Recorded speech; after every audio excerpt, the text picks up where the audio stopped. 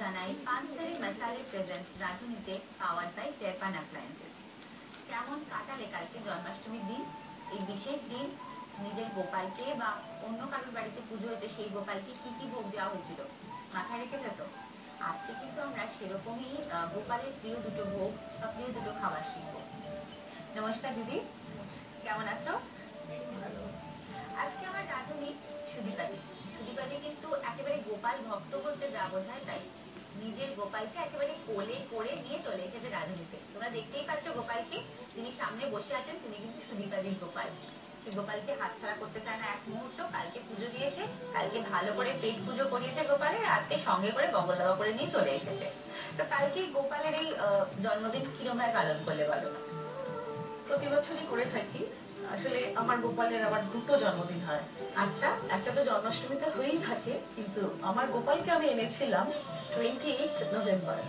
সেটা একটা 2000, সেটাও একটা দিন, আমি ওইটাও জন্মদিন পালন করি। 2003-তে এনেছো আর এত বছর ধরে রাখছো তোমার কাছে। বা তো সারা বছর গোপালের জন্য কি করো আর কালকের দিনটা কি করেছো সেটা একটু ছোট্ট করে বলো। আচ্ছা, প্রথমে মাথায় রাখি যা যা প্রিয় ওনার, তার মধ্যে ধরো পায়েস হয়, এছাড়া আজকে আমি যেটা করবো মোহনভোগ, আরো অনেক রকম মিষ্টি করে থাকি, নাড়ু।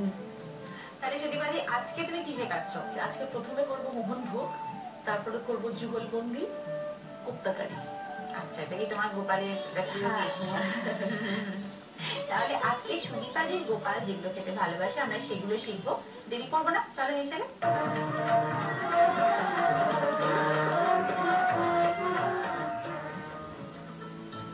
তাহলে প্রথমেই আমরা যেটা শিখবো সেটা হচ্ছে মোহনভোগ। মোহনভোগ বানাতে কি কি লাগছে দেখে নাও। সুজি, খোয়া ক্ষীর, গুঁড়ো দুধ, এলাচ গুঁড়ো, কাজু, কিশমিশ, চিনি, ঘি। সাজানোর জন্য কাজু, কিশমিশ। চলো শুরু করে দিই। অন করে দিই গ্যাসটা। তুমি এবার নেমে পড়ো হাতা খুন্তি জড়াইয়ে। এই নাও চামচটা নাও। আচ্ছা, আগে তো সুজিটা দেবো। সুজিটা কি শুকনো খোলায় ভেজে নেবে? শুকনো খোলা। আচ্ছা, ভেজে নাও। কতটা সুজি আছে? মোটামুটি এখানে 100 তো হবেই। ধরো জন্মাষ্টমীর দিন তো বাড়িতে নিশ্চয়ই লোকজন আসে। হ্যাঁ, সেই সমস্ত রান্নাবান্না নিজে করো? হ্যাঁ আমি করি। আমার না একটু গরম জল লাগবে। বসিয়ে দিচ্ছি।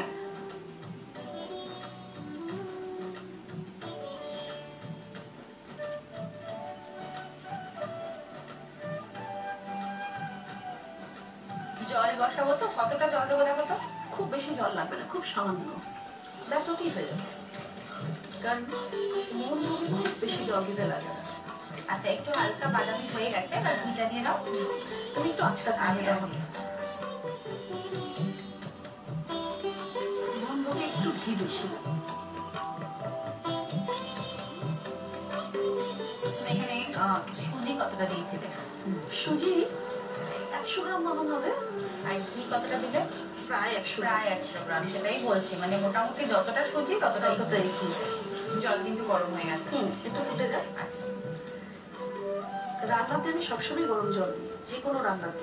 তাই যার জন্য আমার পাশে এরকম একটা কেটলি থাকে আর গরম জলটা রেডি থাকে। এবার আমার হয়ে গেছে, এবার তুমি আমাকে একটু গরম জল দিয়ে দাও। তেলের মধ্যে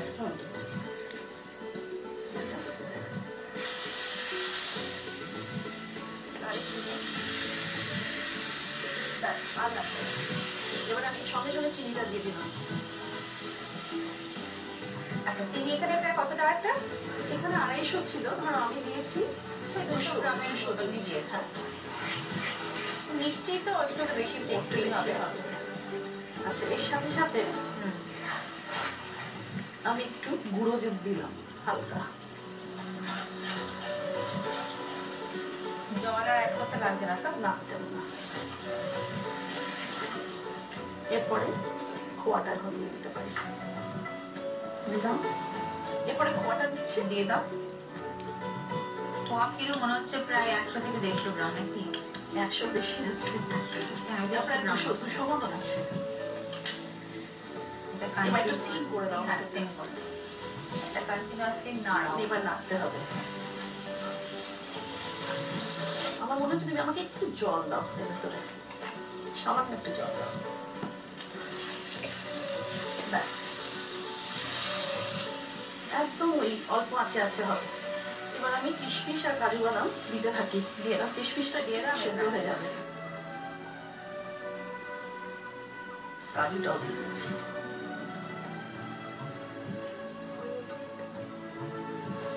এবার কি এটা নামাবো এরকম লিকুইড অবস্থাতে নামাবো নাকি আরো টাইট হবে? আর একটু টাইট হবে, টাইট হলে তারপরে নামাবো। তাহলে আর একটু নাড়তে থাকো। আর তার মাঝখানে আমরা নিয়ে নিই ছোট্ট একটা বিরতির ওপারে থাকছে আরো একটা ইন্টারেস্টিং রান্না। কোথাও যেও না, সঙ্গে থাকো, দেখতে থাকো পাঞ্চালি মশালে presents Radhuni powered by Japan home appliances. আচ্ছা, এটা ফিরে এলাম ব্রেকের পর, সঙ্গে নিয়ে পাঞ্চালি মশালে presents Radhuni powered by Japan home appliances. আমাদের এদিকে গোপালের মোহনভোগ কিন্তু অলমোস্ট রেডি। এবার শুধুমাত্র যেটা বাকি আছে এলাচ গুঁড়োটা। এলাচ গুঁড়োটা দিয়ে দাও। টাইট হয়েও গেছে, দিয়ে দিলেই নামিয়ে ফেলবো। অফ করে দিতে হবে। হ্যাঁ, এবার এটাকে নামিয়ে একটু গার্নিশ করবো। আর এরপরের যে রান্নাটা আমরা সেটা শিখবো যুগলবন্দি কোপ্তা কারি। নামটা বেশ অন্যরকম, মিষ্টি একটা নাম। দেখে নাও কি লাগছে, আমরা যতক্ষণ এটা সার্ভ করতে থাকি। ছানা, গোটা জিরে, তেজপাতা, জিরে বাটা, আদা বাটা, কাজু বাটা, চারমগজ বাটা, গরম মশলা বাটা, ছোলা মটর ডাল বাটা, কিশমিশ, টমেটো কুচি, কাঁচা লঙ্কা, টক দই, কর্নফ্লাওয়ার, হলুদ গুঁড়ো, লঙ্কা গুঁড়ো, ভাজা মশলা গুঁড়ো, নুন, চিনি, ঘি, সাদা তেল। ইনগ্রেডিয়েন্টস লেখা হয়ে গেছে।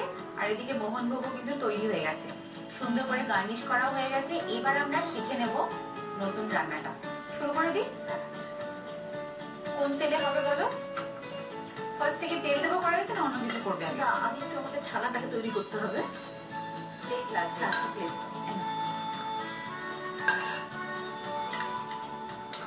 একটু ডালা ডালা থাকে তো, যাতে একটু হালকা করার জন্য এর ভিতরে মশলা দেবো, একটু নুন মিষ্টি। আচ্ছা, ছানাটার সাথে আমি কি দিয়ে দেবো? তুমি দিতে পারো। নুন দাও।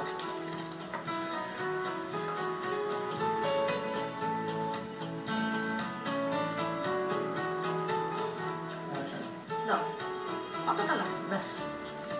একটু কর্নফ্লাওয়ার দাও। অনেক সময় ছানাটা ছেড়ে যেতে চায়, তেলে দিলে পরে কর্নফ্লাওয়ারটা দিলে তো আট হবে।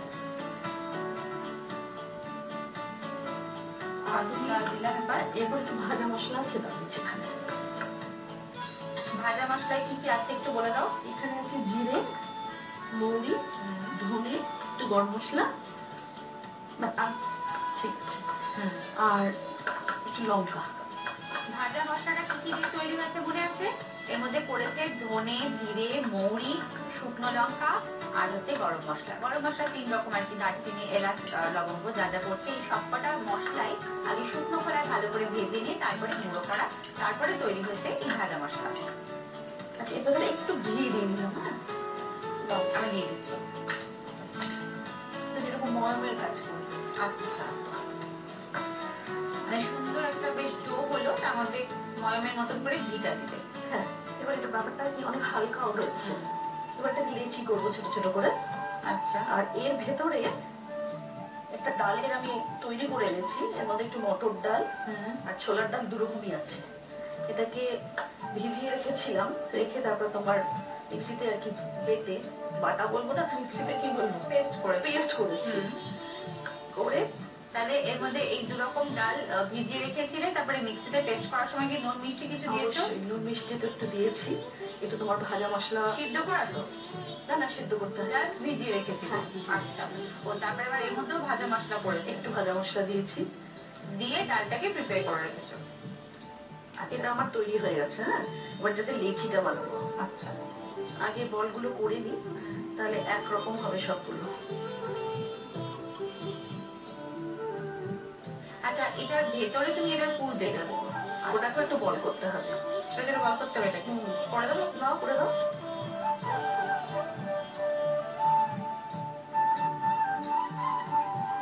লেচিটা যেরকম হবে তার থেকে এক সাইজ ছোট ছোট হবে। এক সাইজ বলবো না, 2 সাইজ ছোট। আচ্ছা, এবার তুমি একটু কোপ্তাটা বানাতে দেখো, অনেক দেখিয়ে দাও, ততক্ষণ আমি তেলটা বসিয়ে দিই। সেটা বানাচ্ছ দেখি। কি তেলে ভাজবে? সাদা তেল দাও। একদম কি বেশি তেল, ডুবো তেল? হ্যাঁ একটু ব্যাস আর দেবো না। আচ্ছা এবারে একটু বাটির মতন করছি। এটা পুরো বাটি হবে না, যেটুকু হয় যেটুকু হয়। আচ্ছা এটা তো ঢুকে যাচ্ছে এর ভেতরে, তারপর হালকা হলো বাটিটা। এর সাথে আমি একটা কিশমিশ দিয়ে দিতে পারি। এই যে ঢুকিয়ে এবার একটু বন্ধ করে দিলাম। আচ্ছা তুমি আমাকে এখানে একটু কর্নফ্লাওয়ার দিয়ে দাও তো। পুরো বলটার মধ্যে এটাকে সুন্দর করে ঢুকিয়ে তারপরে কর্নফ্লাওয়ার একটা কোটিং দিচ্ছ, আদারওয়াইজ বেরিয়ে যেতে পারে।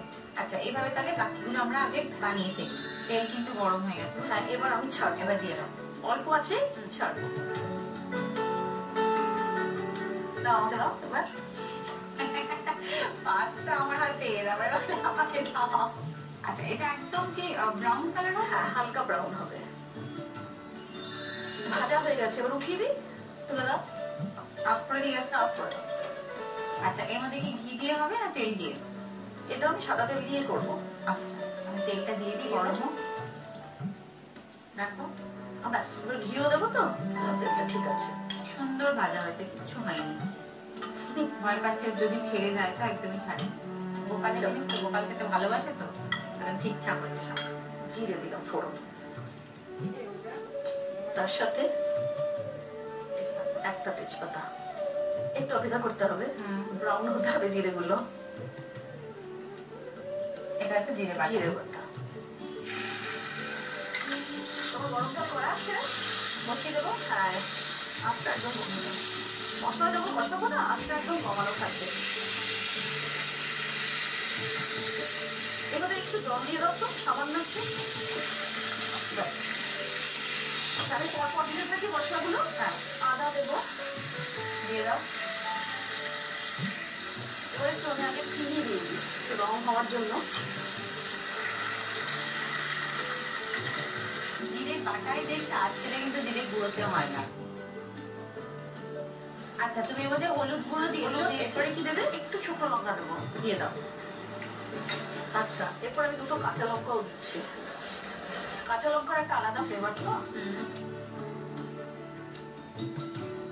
একটু কাজু বাদাম বাটা দিচ্ছি, চার মগজ বাটা। গ্রেভিটা ভালো হবে। হ্যাঁ টক দই,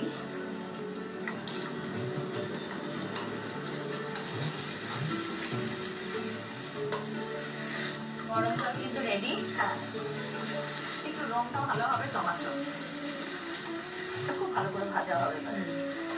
রান্নাতে আমরা যা যা গুঁড়ো মশলা ব্যবহার করলাম সবই হলো পানসারি মশালি, যা কিনা স্বাদে এবং গন্ধে অতুলনীয়। যেটা দিইনি সেটা নুন। এবার নুন এখনো দেওয়ানি। আচ্ছা কোফতার মধ্যে কিন্তু নুন দিয়েছো, বুঝে নুন দিও। অবশ্যই এটা খালি গ্রেভিটার জন্য যেটুকু লাগবে। একটু দাঁড়িয়ে আচ্ছা যদি বেটি এবার কি জল এবার দিয়ে দাও।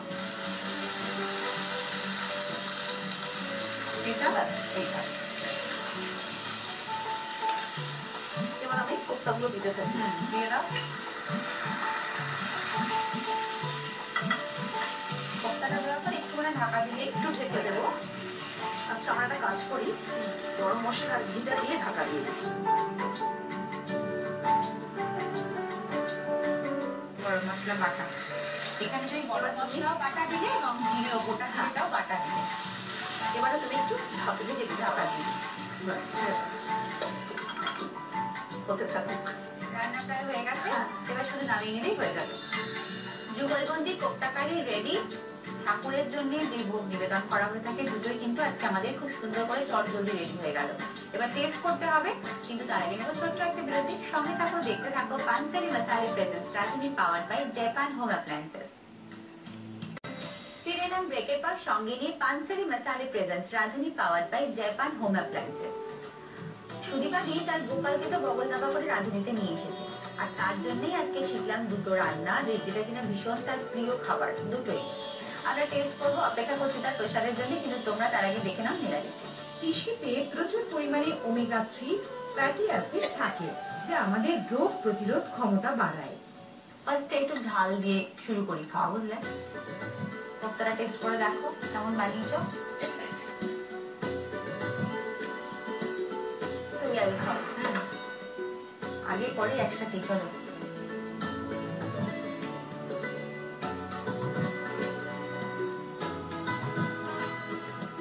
খুব ভালো খেতে। যুগলবন্দি কোপ্তা কারি বাড়িতে অবশ্যই ট্রাই করো। লিখে নাও রেসিপি। ছানা, গোটা জিরে, তেজপাতা, জিরে বাটা, আদা বাটা, কাজু বাটা, চার মগজ বাটা, গরম মশলা বাটা, ছোলা মটর ডাল বাটা, কিশমিশ, টমেটো কুচি, কাঁচা লঙ্কা, টক দই, কর্নফ্লাওয়ার, হলুদ গুঁড়ো, লঙ্কা গুঁড়ো, ভাজা মশলা গুঁড়ো, নুন, চিনি, ঘি, সাদা তেল। প্রথমে ছানার সঙ্গে স্বাদ মতো নুন, চিনি, কর্নফ্লাওয়ার, ভাজা মশলা গুঁড়ো ও ঘি মিশিয়ে ভালো করে মেখে নিতে হবে।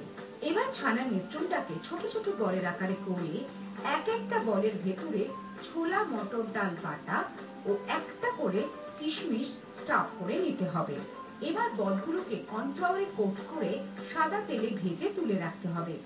অন্য একটা কড়াইতে সাদা তেল গরম করে তাতে গোটা জিরে, তেজপাতা ফোড়ন, জিরে বাটা, অল্প জল, আদা বাটা, প্রয়োজন মতো চিনি, হলুদ গুঁড়ো, লঙ্কা গুঁড়ো, কাঁচা লঙ্কা, কাজু বাটা, চার মগজ বাটা, টক দই ও টমেটো কুচি দিয়ে ভালো করে নেড়ে মশলা কষিয়ে নিতে হবে।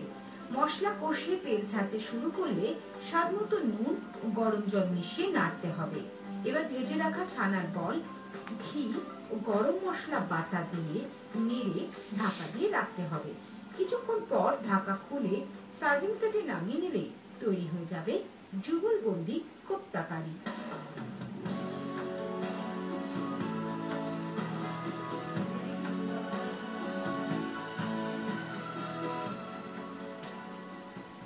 চলো এবার একটুখানি প্রসাদ আমরা খেয়ে নিই।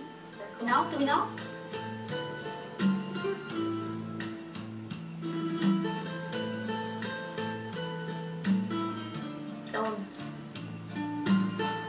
খাওয়ার আগে প্রণাম করতে হতো। খুব ভালো প্রসাদ। আবার জিজ্ঞেস করছো কেমন? এমনিও ভালো, অমনিও ভালো। দেখে নাও মোহনভোগের রেসিপি। সুজি, খোয়া ক্ষীর, গুঁড়ো দুধ, এলাচ গুঁড়ো, কাজু, কিশমিশ, চিনি, ঘি। সাজানোর জন্য কাজু, কিশমিশ। প্রথমে শুকনো কড়াইতে সুজি দিয়ে হালকা ভেজে নিতে হবে। এরপর ঘি মিশিয়ে অল্প নেড়েচেড়ে নিতে হবে। গরম জল, চিনি, গুঁড়ো দুধ ও খোয়া ক্ষীর মিশিয়ে নাড়াচাড়া করতে হবে। প্রয়োজনে আরো একটু গরম জল, কিশমিশ ও কাজু দিয়ে ভালো করে নেড়ে নিতে হবে। মিশ্রণ গাঢ় হয়ে এলে এলাচ গুঁড়ো মিশিয়ে সার্ভিং বোলে নামিয়ে কাজু কিশমিশ দিয়ে সাজিয়ে নিলেই তৈরি হয়ে যাবে মোহনভোগ।